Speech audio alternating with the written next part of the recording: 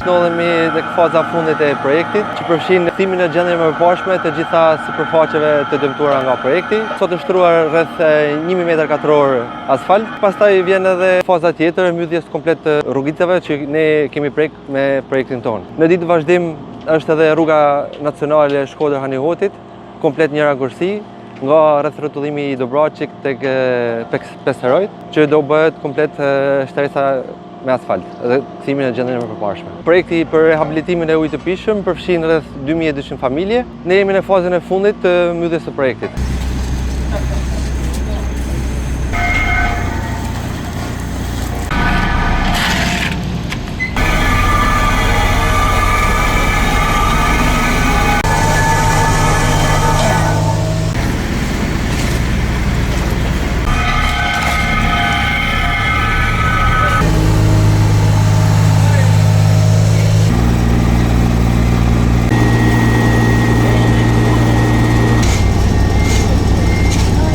Aktualisht jemi në fazën e fundit të rehabilitimit të ujësjesit Shkodrës. Më parë kemi kaluar fazën e testimeve të rrjetit, pasi është bërë shtrirja tubacioneve për gjatë të gjithë projektit, më pas ka kaluar tek testimi i linjave, i cili ka dalë me sukses. Tani është faza e fundit, është faza e rikthimit të sipërfaqeve të rrugëve në gjendjen e mëparshme. Siç e shikoni, jemi në fazën e asfaltimit të rrugëve.